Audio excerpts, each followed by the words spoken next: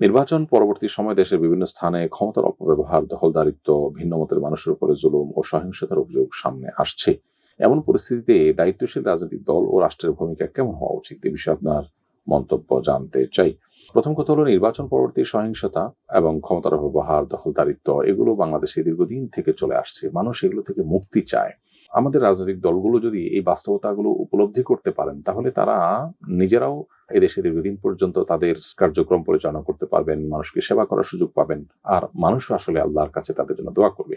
আর যদি তারা এটা না বুঝেন, তাহলে সেক্ষেত্রে একের পর এক সরকার পরিবর্তন হবে, মানুষ রুষ্ট হবে, রাস্তায় নেমে আসবে, মানুষ সংক্ষুব্ধ হবে, বদদোয়া করবে, দুনিয়া ধ্বংস হবে, তাদের আখিরাত ধ্বংস হবে। বিধায় আমি আশা করব যে আমাদের রাজনৈতিক দলগুলো এই বিষয়গুলোকে অনুধাবন করার চেষ্টা করবেন এবং তাদের, বিশেষ করে ক্ষমতাসীনদের দায়িত্বটা এখানে বেশি, তারা তাদের নেতা কর্মীদেরকে সর্বোচ্চ কন্ট্রোল করবেন।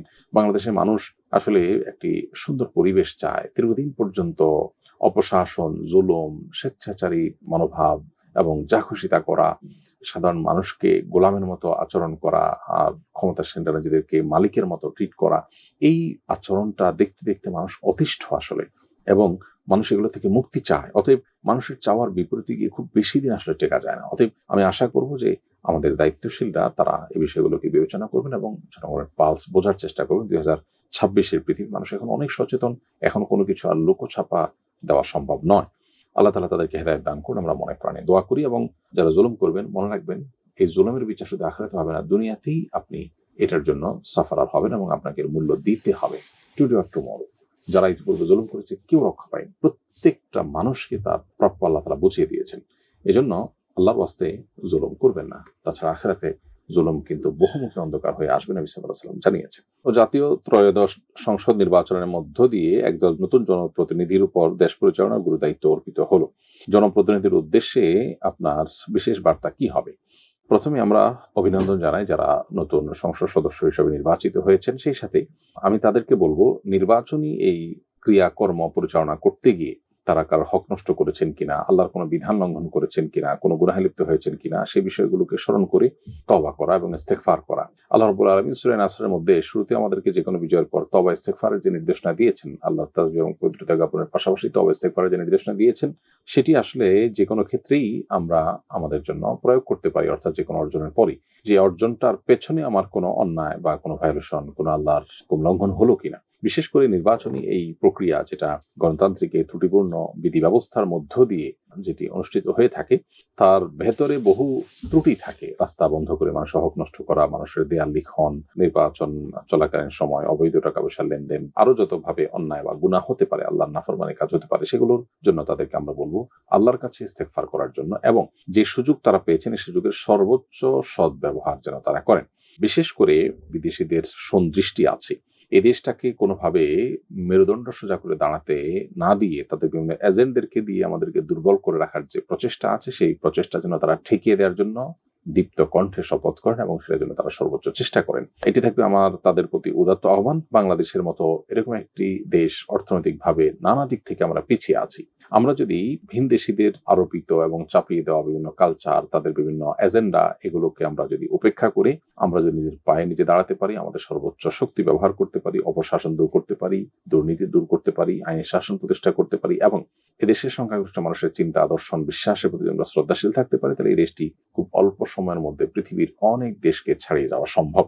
দেশে মানুষের নিরাপদ খাদ্য পানীয় ব্যবস্থাটুকু পর্যন্ত 50 বছরে এখনো নিশ্চিত করা যায়নি, নিরাপদ ওষুধ নিশ্চিত করা যায়নি। অতএব বিষয়টা প্রতি বেশিরভাগ দৃষ্টি দেওয়া দরকার। খুবই সীমিত সংখ্যক সংখ্যাগরিষ্ঠ মানুষের চিন্তার বিপরীতে যারা চিন্তা এবং আদর্শ লালন করেন, তারা তাদের সে চিন্তা আদর্শকে রাষ্ট্রযন্ত্রের মধ্য দিয়ে সমাজে পুশ করবার একটা অপচেষ্টায় দীর্ঘদিন থেকে লিপ্ত। অতএব এই সমস্ত জায়গাগুলোতে তারা বিশেষভাবে যেন নজর দেন এবং তারা যেন দেশ, মুসলিম উম্মাহ এবং দেশের মানুষের সার্বিক কল্যাণের প্রতি মনোযোগী হন, সেজন্য আমরা তাদেরকে উদাত্ত আহ্বান রাখি এবং আমরা আশা করব যে এই সুযোগটা তারা সদ্ব্যবহার করবেন। বাংলাদেশের মানুষের প্রত্যাশা অনেক বেশি কিছু না, তারা অল্প কিছু চায়। অতএব সে অল্প কিছু চাওয়াটাও যদি পূরণ করতে পারেন, তাহলে আজীবনের জন্য তারা মানুষের মাথার মণিকোঠায়, মানুষের হৃদয়ের মণিকোঠায় তারা স্থান করে নিতে পারবেন, মাথার তাজ হিসাবে তারা টিকে থাকতে পারবেন। আমরা দোয়া করি আল্লাহ তাআলা তাদেরকে হেদায়েত দান করুন, তারা সঠিক ট্র্যাকে যেন থাকতে পারেন এবং ইসলামই হলো মূল সমাধান, সে কথাটা যেন তাদের মাথায় সবসময় থাকে।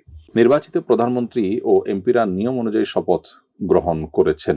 শপথের বিপরীতে কিছু করলে শরঈ কাফারা ওয়াজিব হবে কিনা?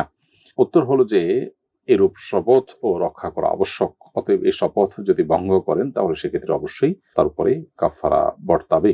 বিধায় শপথ রক্ষার ক্ষেত্রে তাদের অবশ্যই সচেষ্ট থাকতে হবে। আমি নতুন নামাজি হয়েছি, পেছনে প্রায় 20 বছর নামাজ কাজা হয়েছে, কিভাবে এত নামাজ আদায় করব, মাফ পাওয়ার কোনো পদ্ধতি আছে কিনা? উত্তর হলো, নিয়মিত অল্প অল্প করে আপনি আপনার পেছনের যে নামাজগুলো আছে সেগুলো কাজা করার চেষ্টা করবেন এবং কাউন্ট করে বের করার চেষ্টা করবেন কত বছর আপনার মূলত নামাজ পড়া হয়নি, তাতে কত বছর কাজা হয়েছে, কত ওয়াক্ত কাজা হয়েছে। আনুমানিক একটা ফিগার বের করে এই অ্যামাউন্টটা অর্থাৎ এই ফিগারটা পড়ে, এই অঙ্কটা পড়ে শেষ করার চেষ্টা আপনি করে যাবেন। ইনশাআল্লাহ দিন আল্লাহর কাছে দায়মুক্ত হবেন। এনআইডিতে পালক বাবার নাম ব্যবহার করা যাবে কিনা? উত্তর হলো না, এনআইডিতে পালক বাবার নাম ব্যবহার করা যাবে না, বরং জন্মদাতা পিতার নামই ব্যবহার করতে হবে। আল্লাহ তাআলা বলেছেন, উদউহুম লিআবাইহিম ওয়া আকসিতু ইনদাল্লাহ, তোমরা সন্তানকে তার জন্মদাতা বাবার দিকে সম্বন্ধ করবে, এটি আল্লাহর কাছে অধিক ন্যায়সঙ্গত। অতএব পালক বাবা কখনো মূল বাবা নন, তার দিকে সম্বন্ধ করা জায়েজ নয়। আমি ইউরোপে পড়ার জন্য গিয়েছি, আগে আমার দ্বীনি বোধ ছিল না, তাই সিটিজেনশিপের জন্য আবেদন করেছিলাম। এখন আমার সিটিজেন এসে পড়েছে, আমার জন্য কি তা গ্রহণ করা ঠিক হবে? আমি এখানে কালচারকে ঘৃণা করি। যদি আপনি যেখানকার সিটিজেনশিপ নিয়েছেন সেখানকার সিটিজেনশিপ নিয়ে সেখানে বসবাস করে ইমান আমল রক্ষা করতে পারেন, সেরকম স্ট্রং মুসলিমদের কমিউনিটি আছে, তাহলে সেটা তো আপনি করতেই পারেন।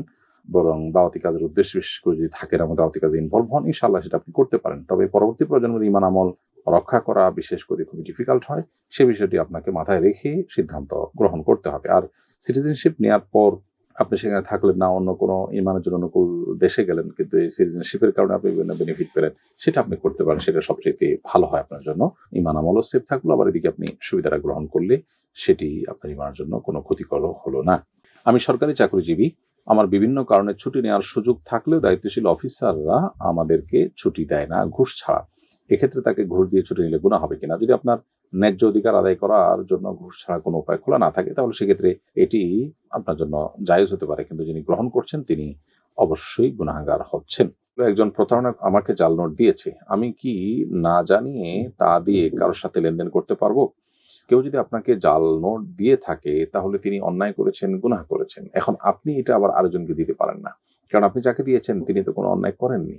যে আপনাকে দিয়েছে আপনি তাকে যদি আবার দেন তাহলে সেটা জায়েজ হতে পারে, কিন্তু যে আপনাকে দেয়নি এরকম একটা মানুষকে আপনি দিলেন, তাহলে তার তো কোনো দোষ নেই। একজনের দোষ তো আরেকজনের ঘাড়ে আপনি চাপাতে পারেন না, তো এই জন্য এটা জায়েজ হবে না।